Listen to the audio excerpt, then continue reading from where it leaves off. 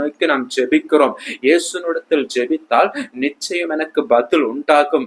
இயேசுவிடத்தில் நான் ஜெபித்தால் நிச்சயம் எனக்கு அற்புதம் நடைபெறும். நிச்சயம் என்னுடைய வாழ்க்கையில் அதிசயம் நடைபெறும் என்று சொல்லி உள்ள ஒரு நம்பிக்கையினாலே நாம் தேவனை நோக்கி நாம் ஜெபிக்கிறோம். தேவனை நோக்கி நாம் அபாய குரல் எழுப்பி தேவனை நோக்கி அந்த நேரத்தில் விண்ணப்பம் செய்கிறோம்.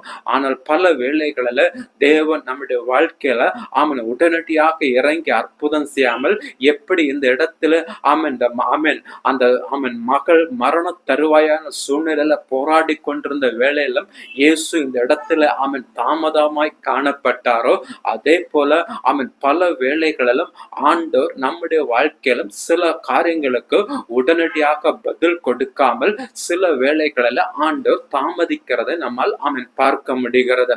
பாருங்கள், ஆண்டவருக்கு தெரியும் அந்த இடத்துல நான் அந்த இடத்துல போகும்போது